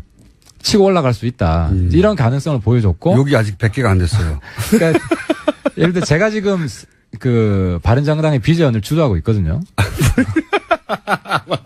근데 이게 정말 어려워요. 이제 예. 새로운 보수로 가는 게 뭐냐? 정책적으로 한국당하고 저는 심지어 안보는 보수, 경제는 진보. 안보도 우린 다르다 한국당과 이런 차별화라도 가야 된다고 보이고. 잘 안 보입니다, 근데 아직 잘 안 보이죠. 앞으로 보여드릴 겁니다. 근데 시간이 조금 걸릴 거고요. 그다음에 이제 댓글 문제는 댓글 문제 명확한 거는 국정원의 정치 개입 잘못된 겁니다. 그렇죠. 이건 이번에 뿌리 뽑아야 돼요. 예. 그리고 전면적으로 진상 조사를 해야 되고 그것이 왜 생겼는지 근본적인 처방이 나와야 됩니다. 근데 여기에서 지금 이제 쟁점이 되는 것은 자꾸 이제 야당에서는 전직 대통령을 이제 물고 들어가려고 하는 거죠. 아니, 전직 대통령이 일부러 물고 들어가려고 하는 게 아니라 하다 보면 전직 대통령이 등장하게 되는 거 아닙니까? 그거는 봐야죠. 예, 봐야죠. 그거는 봐야죠. 아직 그 국정원 적폐상단 TF에서도 청와대 내용은 모른다. 모른다는 것이고.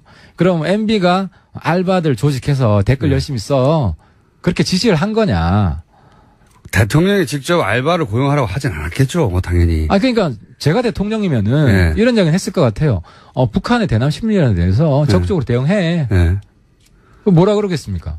근데 그게 댓글 알바를 고용하는 것으로 해결될 일은 아니지 않습니까? 그러니까 그 구체적인 내용에 대해서 지금 원세훈 원장도 저는 자기도 그 구체적인 내용에 대해서는 예를 들어 댓글이 어떤 댓글이 쓰여진다. 그건 상관이 없죠. 그러니까 그런 거. 그러니까 이 부분을 지금 이제 보수까지 포함해서 대단히 착각하고 있는 게 어떤 메커니즘이 작동하냐면요.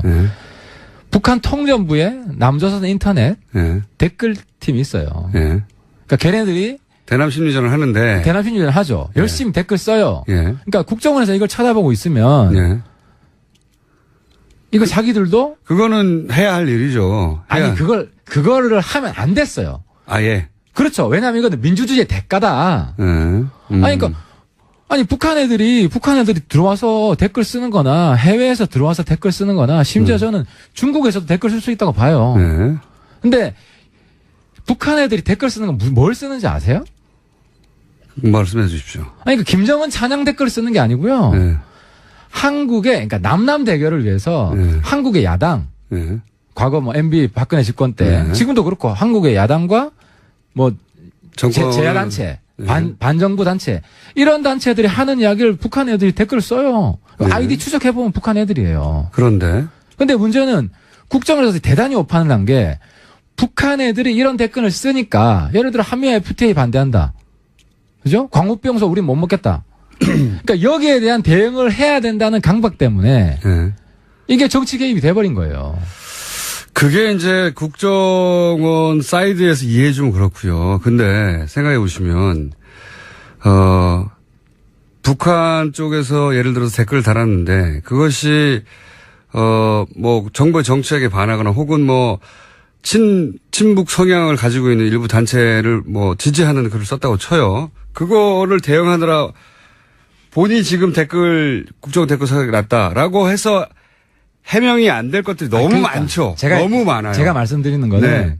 이제 그러다가 뭐 선거 때도 여러 이슈가 있고 아니면 거기서도 좀 과잉 충성 문제가 있을 수 있고 뭐 이런 과정을 통해서 선거 개입 정황도 드러난 거 아니에요. 그러니까 이런 부분은 전면적으로 조사해서 다 뿌리 뽑아야 된다는 거예요. 근데 제가 드리고 싶은 말씀은 댓글 사건은 그냥 국정원을 통해서 정권을 연장하려고 한 거죠.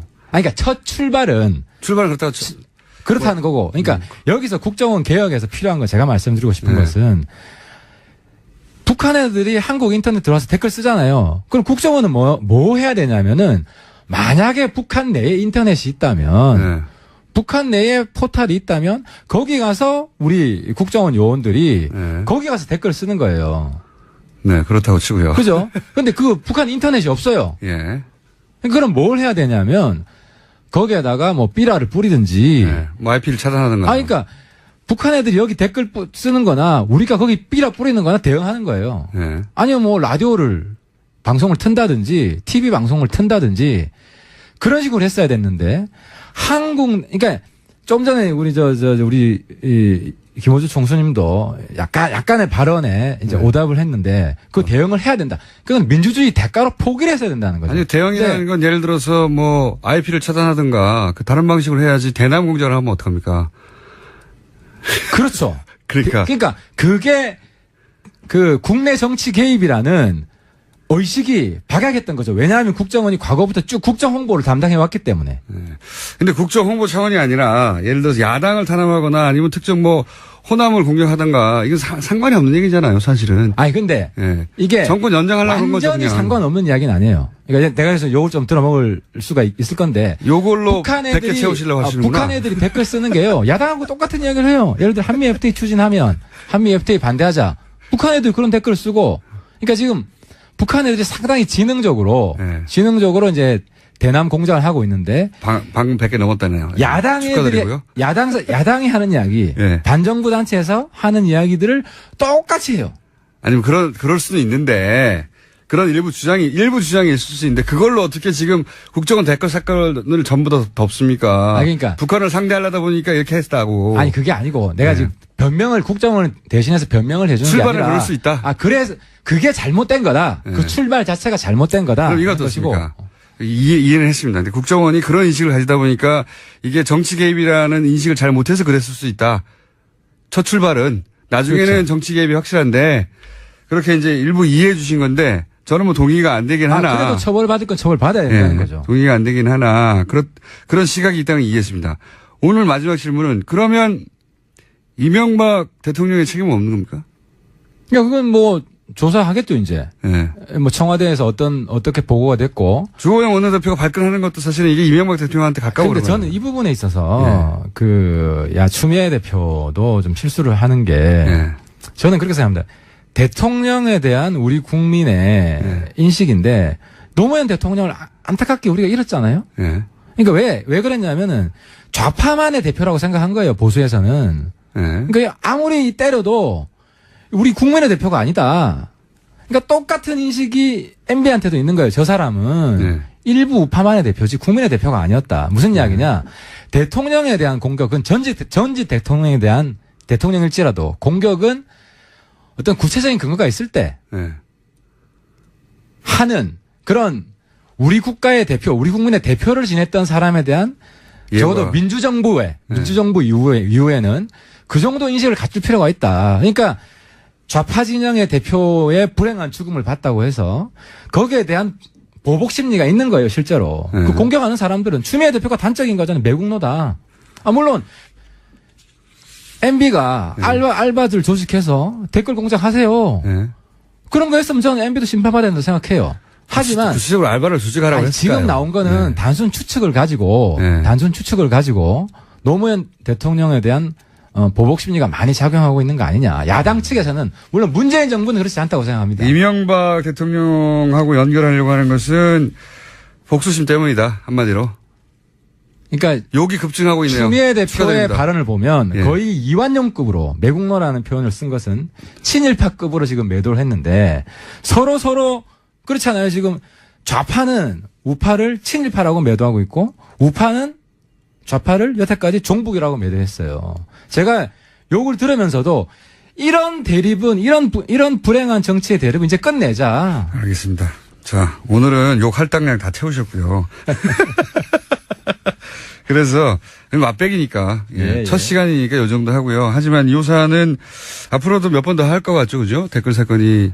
댓글은 그리고 적폐청산 TF 한 가지 좀 조언을 드리면 이제는 처음부터 끝까지 완전히 조사해가지고 예. 최종 발표 한 번만 해야 돼요. 중간중간 발표해가지고 괜히 또 뭐 MB 건드리는 거 중심으로 하게 되면은 국민들도 별로 안 좋아해요. 예, 이명박 대통령을 건들더라도 확실한 증거가 나오는 확실한 거죠. 증거를 가지고 해야죠. 예. 알겠고요. 확실한 증거로 가는 길목에 있는 거 아니겠습니까, 지금? 예. 근데 이게 어디로 튈지 몰라요. 이게 이제 MB 정부에서 처음 시작된 거냐, 아니면 그전 정부에도 있었냐, 뭐 이런 것까지 전면적으로 조사를 다 해야죠. 알겠습니다. 자, 오늘 맛배기고요. 오늘 뭐 충분히 많이 드셨습니다. 저희가 한 300개 드셨네요. 예. 오늘 식사량은 300개였습니다.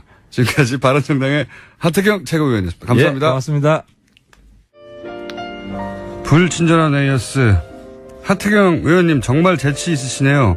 마이크를 귀에 대다니. 이런 순수한 영혼. 칭찬 문자는 이거 하나였습니다. 나머지 400개 정도는, 예. 하태경 의원님 오래 사시라고, 예, 문자가 왔고요. 그리고, 공장장 요즘 들어 부쩍 바람이 셉니다. 7kg만 빼부시면 들어가요. 예. 바람이 새는 거는 제가 살찐 건 사실인데 최근에 10kg 가거든요. 예. 바람이 새는 것은 예, 살찐 건 상관이 없습니다. 3년 전에 살아있던 콧대 어디 갔습니까? 뭐 살펴난 소리가 많네요. 네. 해볼게요. 네. 그리고 오늘도 500개 이상 용문자를 보내주신 모든 분들에게 감사드리며 불친절한 에이스는 여기까지 하겠습니다. 자, 칼 플라니 사형제연구소 지난주 어땠습니까? 네, 좀 늘었습니다. 그러니까 이제 휴가에서 돌아오시는 것 같고, 그러게요. 예. 공장장 목소리를 이제 좀 듣는 것 같아요. 하루 이틀 이렇게 한두 주 빠지면 확 사라졌다가 한두 주 이상 연속을 해야지. 본인은 진행자가 막 빠지면서 다 한 번 빠진 것 같아요. 확 빠졌다가 다시 이제 10명, 주당 10명으로 다시 돌아와야죠. 네네, 그래야 예. 됩니다. 아직도 한 주당 30명밖에 안 됩니까, 지금? 그렇죠. 갈 길이 멉니다. 자, 부동산 정책에 대해서 당연히 다뤄야 될 것 같아요. 가장 큰 최근에 나온 경제 관련 정책인데 일단 시장에서 뭐 당장의 반응은 세다라고 저희가 공인중개사협회 고문을 역임하신 교수님과 나눠봤더니 이제 공인중개사협회에 있었으니까 당연히 공인중개사들 얘기를 많이 들으셨겠죠. 예상보다 세다. 엎드려 있자. 네. 이런 분위기라고 해요. 예, 엎드려 있자가 답입니다. 예, 좀 엎드려 있으면 있자. 풀릴 거다라고 예상하고 있는 거죠. 그러니까 뭐 사실 해방 이래 부동산 업자들이 진 적이 있습니까? 예, 그게 이제 문제가 되는 거죠. 왜냐하면 네. 모든 대통령이 사실상 부동산 잡겠다고 했는데 결과적으로 잡지 못했으니까 그렇죠. 이번에도 마찬가지일 것이다. 조금만 기다리면 된다. 네, 좀 세긴 왜, 센데. 예. 예. 왜 그런 현상이 벌어지냐면 이 대통령들이 경제 성장률이 떨어지면 부동산 가지고 자산 가지고 이 경제 성장을 하려고 하는 네. 유혹을 받거든요. 건설 경기를 진작해가지고. 예. 이게 제일 쉬우니까. 네. 그리고 사실은 돈은 굉장히 많아요, 지금. 부자들은 돈을 많이 갖고 있는데 쓸 데가 별로 없어요. 재벌들 돈 많은 예, 것처럼. 생산적 투자가 안 되니까. 네. 근데 가장 간단하고 가장 수익률이 보장되는 게 부동산인 게 맞거든요. 네. 그러니까 이걸 못 잡으면 그리고 대통령이나 이 청와대에서 유혹을 느끼면 부동산 가격은 올라갈 거다라고 느끼는 거죠. 근데 문제는 시그널이죠. 네. 이제 확실하게 잡겠다는 시그널하고 이 섞이는 시그널이 나가면 가령 노무현 대통령 교육은 이거였어요. 부동산 주택 분양가 네. 이걸 짜장면에 비유하면서 네. 그걸 왜 공개하냐라는 식으로 얘기하니까 이제 안 잡는다 그러면서 확 올라갔고 네. 또 하나는 이제 혁신도시 하면서 전국의 부동산 가격이 올라가게 만들었거든요. 네. 그러니까 의도는 아니었으나 그런 시그널이 간 거죠. 네, 근데 네. 시그널을 정확하게 부동산에 관해서는 일관되게 보내지 않으면 네. 아까 말씀하신 것처럼 네. 복지부동하고 있는 거거든요. 지금. 그렇죠. 조금만 기다려보면 어디 틈새가 나올 것이고. 예, 틈새만 나오면 그다음에 글로 치고 나가는 거고 그때는 자꾸 이 강도를 높여봐야 네. 다음에 또 나와봐야 또 기다리면 온다라고 네. 하는 것이 지금 부동산 쪽에 관한 거고 그건 투기꾼만 아니라 일반 시민도 그래요. 지금 그러니까. 집 못 사면 영원히 못 산다라는 게 너무나 강하게 지금 억누르니까 그게 몇십 년간 이어졌죠. 예. 몇십 년 몇십 년간 이어졌고 그분들은 계속 집을 못 사고 있어요. 그렇죠. 예. 네. 그러니까 1050채 가진 분도 있고 한 채도 없는 분이 반이고 그렇습니다. 그러니까 소위 이제 부동산의 공포 마케팅인데 이게 부동산 업자들의 지금 안 사면 안 돼, 안 사면 안 돼. 만약에 이번 정부가 일관되게 5년 내내 똑같은 시그널을 유지한다면 그럼 좀 잡히긴 하겠죠, 어느 정도. 네, 근데 지금 도시재생이라고 하는 게 또 있거든요. 52조가 들어가는 도시재생도 네. 결국은 부동산 가격을 부추길 가능성이 있거든요. 뉴타운처럼. 예, 당연히 예, 이제 지방 뭐 속성은 다르지만, 네. 예, 어쨌든 부동산. 예, 그 부분을 신경을 안 쓰고 이 도시재생이 다시 이제 지역 땅값을 올리는 걸로 작용하게 되면 못 네. 잡습니다. 그렇게 생각 못 잡을 것이다. 자, 그러면 참여정부 시절에, 결국은 여러 가지 처방을 많이 내놨죠. 뭐, 연속으로 내놨어요, 그때. 날짜들도 다 기억이 안 나요. 몇 월 며칠 남으면 8월 30일이면 8.13 대책이라고 해가지고 뭐 이런 식으로 쭉 나왔는데, 그 강도를 높여갔죠, 점점. 네. 높여갔지만 가장 마지막에 나온 정책도 결국은 부동산을 잡지 못하고, 그때 실패 담을 틀림없이 이제 머리에 두고 그렇게 똑같은 실패를 반복하지 않아야 되겠다고 시작했을 텐데 이번 정책의 뭐랄까요 핵심 메시지를 한 줄로 하면 뭡니까? 오르지 않게 하겠다. 오르지 않게 하겠다. 내리겠다는 아닙니다. 더 이상 오르지 않게 하겠다. 예. 그러니까 831 대책, 제가 58 대책이라는 걸 만들었고 석 달 뒤에 831 대책이 예. 나왔는데. 노무현 정부 시절에. 예. 제가 딱 석 달 부동산을 담당했는데, 831 대책 핵심은 LTV DTI였어요. 예. 그러니까 돈이 부동산으로 가는 걸 막은 거였고, 예. 제가 612 대책 나왔을 때, 그때 핀셋 어쩌고 할 때 이거 갖고 못 막는다 그랬던 것처럼 결국은 투기 지역으로 하고 40% 심지어 30%까지 지금 이제 막잖아요. 네. 예, 규제하면 오르지 못하고 아까 얘기처럼 이제 관망세로 들어가. 지고 있는 거죠, 집을 그냥. 근데 집을 갖고 있는 것 자체가 부담이 돼야 되거든요. 네. 결국 보유세까지 가야 된다. 예, 보유세까지 결합이 안 되면 이게 풀려 나와야 되거든요. 많이 가진 사람들이 집을 내놔야 되거든요. 집이 지금 그렇죠. 부족한 게 아니에요. 지금 많죠. 예, 많은데 이 사람들이 가진 게 부담이 돼서 조금씩 나오는 게 제일 좋습니다. 한꺼번에 쏟아져 나오면 그다음 금융위기니까. 네. 지금 사실은 정책하는 사람 그게 제일 무서워요. 한꺼번에 쏟아져 나와서 폭락할까 봐. 폭락하면 금융위기거든요. 네. 그러니까 서서히 빠져나오게 만들어야 되는데 그 강도 조절이 어렵다. 그런 그러니까 거군요. 첫 번째 시그널이고 예. 두 번째는 서서히 두 채, 세 채 이상 가진 사람들이 네. 파는 게 유리하다고 느끼도록. 두 채까지는 저는 이해가 가는 면도 있는 게 예를 들어 상속을 받았다든가 뭐 이럴 수 있어요. 그런데 세 채, 네 채 넘어가게 특히 한 5채 이상 넘어가면 이거는 일반의 상식으로는 이게 투기지. 보통 가정에서 어떻게 5채가 있을 수 있습니까? 근데 이명박 정권이 뭘 했냐면은 그걸 임대사업으로 양성화시키겠다고 네. 해서 민간의 공급을 늘린다는 건데 네. 그렇더라도 보유세는 과세를 해야 됩니다. 사실은 참여정부의 실패를 얘기하지만 참여정부 실패의 가장 큰 원인은 뭐냐면 처음에 강도 높은 게 나갈 때 그거를 여러 군데서 막았어요. 그러니까 이정우 실장이 주도를 했는데 그 시장에서도 막았고 뭐 언론들도 난리가 났지만 예. 이현재 부총리부터 막았거든요. 예. 정부 내에서도 그다음에 제가 당시에 이제 수도권 국회의원들하고 이 대화하는 데 갔는데 전부 반대하는 거예요. 종부세에 대해서. 왜? 수도권 집값 떨어지면 자기 이 의원 예. 단 한 명도 빼놓지 않고 반대했습니다. 그때.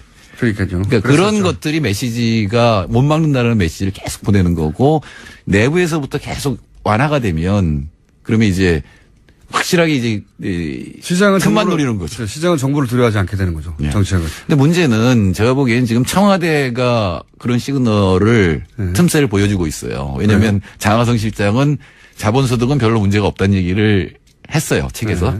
근데 굉장히 심합니다. 왜냐하면 지난 1년 동안 자산 가격이 700조가 올라갔어요. 예. 그러면 그 수익률로 치면은 40조 원을 이 사람들이 소득을 얻은 건데 네. 40조 원이면 우리나라 GDP 전부예요. 이렇게 생각하시면 돼요. 28,000달러가 우리 1인당 국민소득이잖아요. 그럼 3% 오르면 한 100만 원 오른 거예요. 내 소득이. 네. 1년 동안 임대료로 내는 게 얼마예요? 100만 원 넘는다고요. 그러니까 경제 성장이 된 부분을 전부 자산을 가진 사람들이 가져가는 고 있는 거거든요. 구조적으로. 예, 예. 그러니까 이거를 막지 않으면 안 되는 거고. 두 번째는 김수현 수석이 종부세 트라우마가 너무 강해요. 종부세 걱정 때문에 보유세를 치고 나가지 못한다. 예, 종부세 때문에 그때 세금 폭탄을 맞고 이 노무현 대통령 인기가 떨어졌다라는 사고를 하고 있기 때문에 이 종부세에 대해서 소장님의 이 현재 부동산 정책이 방향성은 맞는데 이걸로 부족하니 보유세까지 가서 집을 소유하고 있는 사람들이 이거보다 훨씬 더 강한 압박을 받아야 된다. 예, 제가 보기에 지금 가장 올바른 시각을 갖고 있는 사람은 김현미 장관이에요. 김현미 장관. 김현미 장관한테 맡겨라. 이게 오늘 메시지입니다. 본인이 집 없는 서름을 그리고 오래 겪은 당사자이기도 하고. 네, 정확하게 장관이 메시지를 보낸 게 뭐가 있냐면 공급이 부족한 게 아니다. 그렇죠. 예, 예. 맞습니다. 예, 보유세까지 원래 김현미 장관이 보유세까지 하고 싶었을 거예요. 그 다 허용하고 단번에 끝내야지 찔끔찔끔하면은 결국 당합니다. 근데 2단계로 보유세가 기다리고 있다는 것도 하나의 압박이 되긴 될 것 같은데 김현미 장관의 말을 한마디로 압축하면 이겁니다. 살고 있는 집이 아니면 팔아라는 거거든요. 예, 근데 역대 대통령이 다 있기 때문에 별로 안 믿을 텐데 네. 그리고 김현미 장관이 앞으로 조심해야 될 건 도시재생이 투기로 변하지 않도록 해야 된다는 거죠. 김현미 장관 말 들으랍니다. 여기까지 하겠습니다. 정태일 소장님이었습니다. 감사합니다. 네, 감사합니다. 내일 뵙겠습니다. 안녕. 전기가 남는다는 거 오늘 뉴스 보셨어요? 네, 요새 좀 나오고 있더라고요. 네. 2년 전에 예를 들어서 후내년에는 전기가 남는다든가 아니면 작년에 내년부터는 전기가 남는다든가 그런 얘기 들어본 적이 없잖아요. 그렇죠. 새삼 듣는 이야기입니다. 예. 게다가 2년 전에 계획을 세웠는데 그때 2029년이 되어서야 22%의 전력 예비율을 갖추겠다. 근데 올해 30%가 넘어요. 벌써. 불과 2년 전에 예측한 건데 이 예측이 어떻게 12년에 틀릴 수가 있는지. 예. 갑자기 전기 피크 전력량 그러니까 여름 더울 때면 최대치 전력 예비율 한 자릿수 떨어졌다. 좀만 더 하면 블랙아웃 된다. 그래서 문 열어놓고 장사하는 가게도 막 단속하고. 이게 작년까지만 그래서 작년. 정확하게 1년 전에. 무슨 내막이 있지 않겠나 하는 의구심을 품을 수 있지 않습니까? 사정은 잘 모르겠는데 그동안 전기가 모자라지 않았는데 최대 피크치를 가지고 피크치라는 건 그 한 해에 전기 사용량이 최대로 올랐을 때잖아요. 그렇죠. 네. 그것만 가지고 일종의 이제 대국민 협박에 가깝죠. 전기가 부족하다고. 제 기억으로는 뭐 십몇 년 이상 계속 들어왔던 것 같아요. 여름마다. 그래서 발전소를 필요 이상 지은 건 아닌지 확인해 볼 필요가 있다. 네. 지금 발전소가 많이 지어졌다는 거거든요. 올해 기준으로. 많이 지어졌다는 건 올해부터 가동이 들어갔다는 거죠. 그걸 2년 전에 몰랐을 리 없지 않습니까? 그렇죠. 아주 긴 계획을 가지고 세우니까요. 네. 국가 에너지 수급 대책은요. 발전소 진행은 굉장히 큰 비즈니스이기 때문에. 네. 그리고 SK나 GS 같은 이 대기업에서 민자발전소가 있어요. 이거 잘 모르시는데. 근데 이 민자발전소가 한전이 전기가 모자라면 민자발전소에서 사오거든요. 근데 이명박 시절에 민자발전소가 엄청나게 큰 성장을 했어요, 그때. 그 전까지만 해도 뭐 몇백억 단위의 이익이었는데, 이명박 시절에, 수천억 단위로 거의 10배 가까이 성장했거든요. 전기가 부족하면 민자발전소에서 더 비싸게 사요. 그런 것과도 관련이 있는 건지, 무관한 건지, 이거 한번 체크를 해보고 싶습니다. 그래서 저희가 조만간 한번 따로 전문가들 모시는 걸 하고. 이상하잖아요. 네, 이상합니다, 저는. 이게 이제 발전소를 지으면 몇 년씩 짓는 건데요. 예, 2년 전 계획에 2029년에 될 거라고 한 게, 예, 정권 바뀌자마자 돼버렸어요. 이상합니다, 저는. 자, 첫 번째 뉴스는 뭡니까? 네, 계속해서 이재용 삼성전자 부회장 재판 소식 전해드리고 있었습니다. 어제는 구형이 있었는데요. 특검은 이재용 삼성전자 부회장에 대해서 징역 12년을 구형했습니다. 어제 재판에는 박영수 특별검사가 직접 출석하기도 했는데 구형의 이유를 이야기했습니다. 이 사건은 전형적인 정경유착에 따른 부패 범죄로 국민주권의 원칙과 경제민주화라는 헌법적 가치를 크게 훼손했다라고 지적했는데요. 따라서 이 부회장 등 피고인 등에 대해서 엄벌이 필요하다라고 밝혔습니다. 이게 이제 최동욱 전 검찰총장도 저희 방송에 나오셔서 그런 얘기를 한 적이 있는데 재벌 수사를 하다 보면 결정적인 그 동네 잡범처럼 범죄를 저지르지 않기 때문에 결정적인 증거는 언제나 없다. 그래서 등장한 게 포괄적 뇌물죄라는 거거든요. 예. 누군가가 뭐 CCTV가 있다든가 인증샷을 찍었다든가 아니면 뭐 문서로 돈 줬으면 돈 받았으면 영수증이 있다든가 그런 게 없단 말이죠. 계좌로 돈을 줄 리가 없죠. 뇌물 사건인데요. 그래서 포괄적 뇌물죄라는 개념이 나왔고 이 개념으로 기본적으로 재벌들이 여태 다수 처벌을 받았는데 예. 이번에도 결정적인 증거는 없는 거예요. 사실을. 돈 줬는데 그 장면을 찍었다든가 돈 달라고 했는데 그 장면을 녹취했다든가 없죠. 하지만 돈이 간 사실은 모두가 인정하고 있습니다. 그 대가에 대한 문제이죠. 돈이 가긴 갔죠. 예. 네. 조진희 기자가 어제 미니 인터뷰하면서 12년에서 15년 예상한다고 했는데 12년 맞췄어요. 예. 준법조인이죠. 예. 준법조인. 재판장을 자주 들락거리다 보면 예. 자랑하겠네요. 다음에 인터뷰할 때. 자, 12년을 중형을 구형했는데 이건 이제 검찰이 구형을 했을 뿐이지. 예, 예. 특검 쪽 주장입니다. 그렇기 때문에 이제 재판부의 판단이 기다려지는데요. 그렇죠. 25일에 있습니다. 2시 반 선고 잡혀 있습니다. 24, 25일 정도 예상했었는데 맞잖아요. 네, 재판을 많이 갔다 보면 법정이 됩니다. 네. 근데 무죄가 나올 수도 있는 거고요, 사실. 12년을 구형했다고 해서 그 뭐 최소한 절반 6년은 나오지 않을까? 그거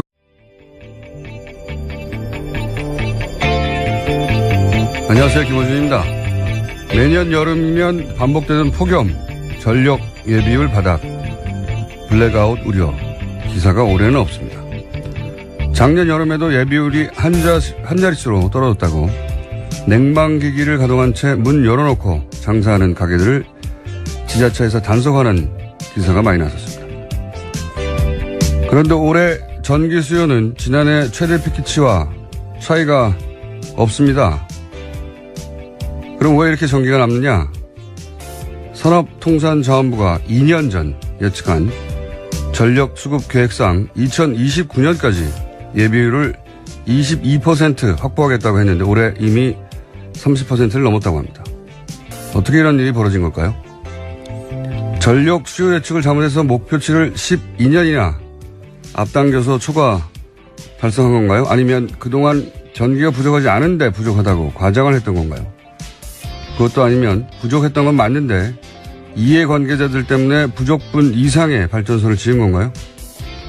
어떤 경우든 이건 그냥 전기가 남는다고 좋아할 일이 아니지 않습니까? 어떻게 12년치 예상을 잘못할 수 있는지 아니면 부족하지 않은 걸 누군가 부족하다고 한 건지 거기에 누군가의 이권이 연루됐던 건지 궁금하지 않으십니까? 저는 그게 알고 싶습니다. 김호중의 궁금증이었습니다. 시사인의 김은지입니다. 그렇게 생각하실 수 있는데 그건 전혀 아닙니다. 무죄가 나올 수도 있고. 혐의 5가지인데요. 거기에 대해서 증빙이 부족하다라고 생각하면요. 무죄가 나올 수도 있는 상황이긴 합니다. 그다음에 이제 약한 예를 들어서 2년, 3년 하고 집행유예 이미 뭐 5개월 이상 6개월 가까이 살았다. 이거 참작해 주거든요. 집행유예도 가능하고. 뭐 요즘 전망은 사실 의미가 없고 자 25일이면 결정이 되겠죠. 자 그리고 이제 최후 진술을 하게 되죠. 네, 어제 이재용 부회장 같은 경우에는 책임 진술했는데요. 모든 게 자신의 탓이라면서 공소 사실은 이해할 수 없다, 억울하다 이렇게 이야기했는데요. 또 진술 도중에 아버지 이건희 회장 등을 언급하면서 몇 차례 울먹이기도 했습니다. 그렇군요. 갑자기 이건희 회장 건강이 궁금하네요. 예. 삼성 측에서는 항상 의식이 또렷하고 문제없다고 예, 몇 년간 얘기했는데 최근에 심지어 휠체어를 탄다라는 보도도 있었습니다. 삼성발 뉴스였는데요. 그러니까요. 참 궁금해하는데 예. 자 어쨌든 이렇게 눈물을 흘렸다고 하고 그러자 방청객 쪽에서 뭐 응원의 목소리도 나왔다고. 네, 힘내세요라면서 응원하다가요. 원래 방청석에서 그런 말 하면 안 되거든요. 그래서 퇴정당했습니다. 여기 이제 친박 단체들, 네, 친박 성향의 방청객들이 많다고 하는데 아무래도 이제 운명이 연결돼 있으니까 관심이 갈 것 같긴 한데